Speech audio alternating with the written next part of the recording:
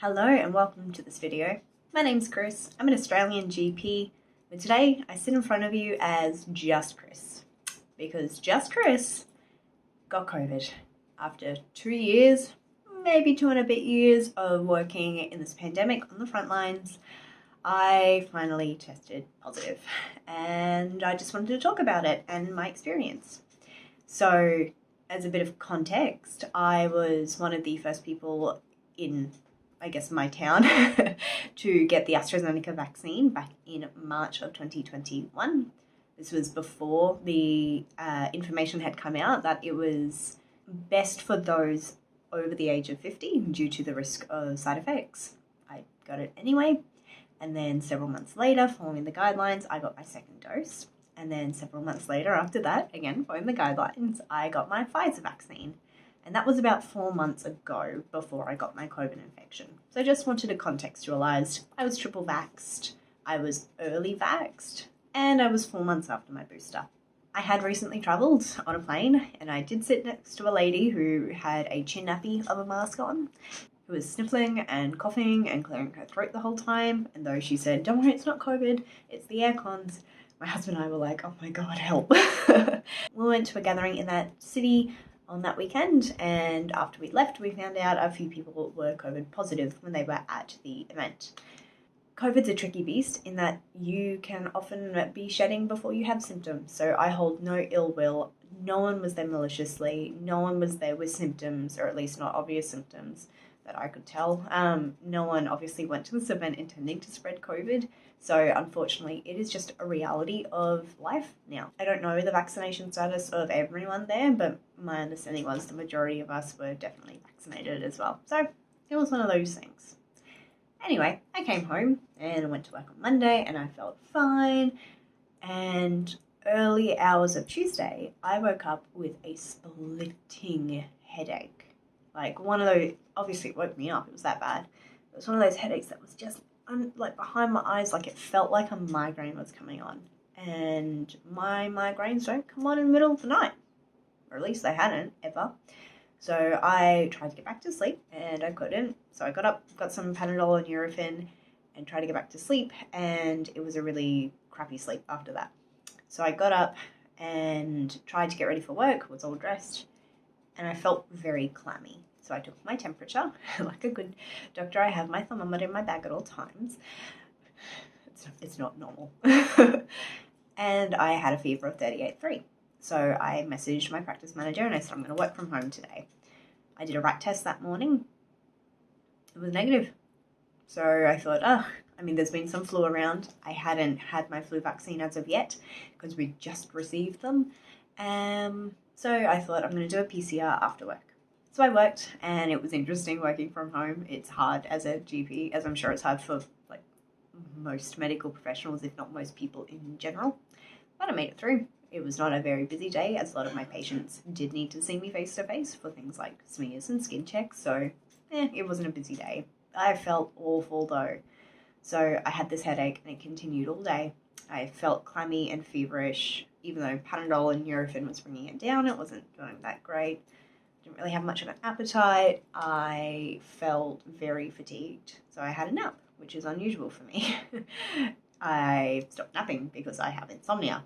Anyway, I did a PCR and I was on the couch relaxing of an evening after a very small dinner, and I got a text message saying, "You are COVID positive," followed by another 3 text messages from Queensland Health like, "You're COVID positive." So yeah, I was COVID positive. I felt crappy.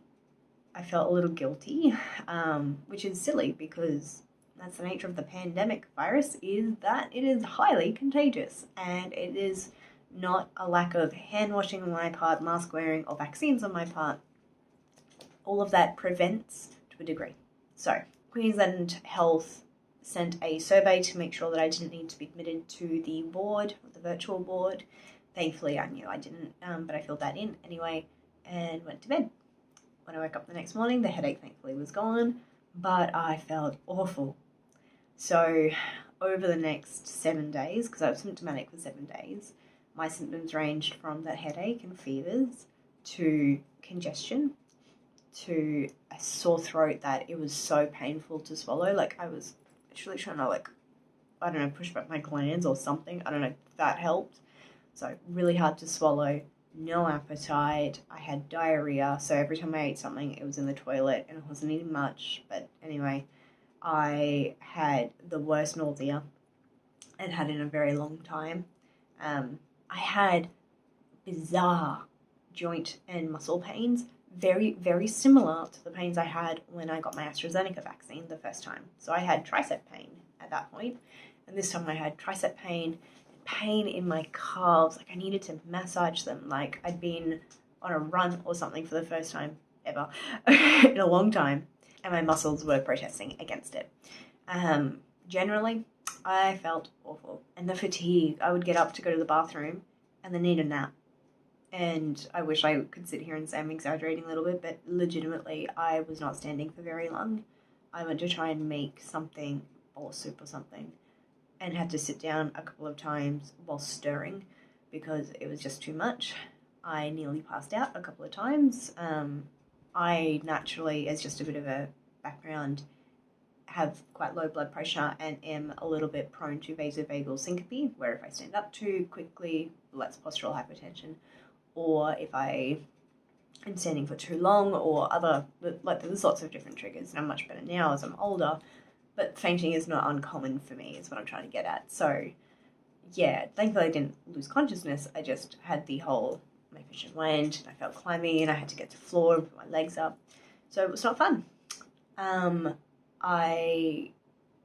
It took a couple of days for the fever to break. And it was really frustrating because people would, with all beautiful intentions, message me like, how are you feeling? You feeling better? And I'd be like, no, I feel awful. I have, since the beginning of the pandemic, kept with me in my bag at all times, to and from work, a thermometer, my stethoscope, and a pulse oximeter where I can test the oxygenation of my blood and my pulse, basically just in case my husband and I got sick, and lo and behold, we had it. Thankfully, my saturations never dropped. I was tachycardic, averaging about 106 up to 140 for the first 2 days, but that settled down. I didn't ever listen to my chest because it was only in the last 3 days I got a cough, and it was just a really dry, annoying tickle in my throat cough, not a productive cough, not one that was waking me up too much. It was really just to do with the congestion, I suppose. So yeah, COVID sucked. There was no way I could have worked through it, even from home. I didn't have the concentration. I tried to sit on the couch and read, and I just couldn't focus on the pages. I then put on TV, and I was in and out of consciousness, and I just missed like a whole season because I couldn't concentrate. And then when I was conscious, it was kind of that glazed over, everything sucks right now feeling. But the thing is, my experience would be considered mild because I didn't need anything more than simple pain relief and medications I had on hand. So nose spray, paracetamol, ibuprofen. I tried to use a little bit of gastrostop at one point just to not need to get up so much. Strepsils or Difflam helped a little bit, but I don't like the taste, so it was like, ugh. I did try quickies. As well for the bad taste in my mouth and the reflux, which didn't really help. And yeah, I powered through. And that's considered mild. And I'm a generally healthy 29-year-old with some pre-existing conditions, but not anything significant requiring long-term medication or previous hospitalizations. And it floored me. And I had 3 vaccines. And I fear for people with medical conditions, more severe medical conditions at least, who haven't been vaccinated, because if that's how severe it was for me and it wiped me out for a whole week, no wonder our hospital system is going under. But I'm not here to make a political statement. Yeah. So I went back to work the following week and I was knackered. My poor patients. By the end of the day, my voice goes. You can probably still hear. I don't sound normal, or at least to my ear I don't.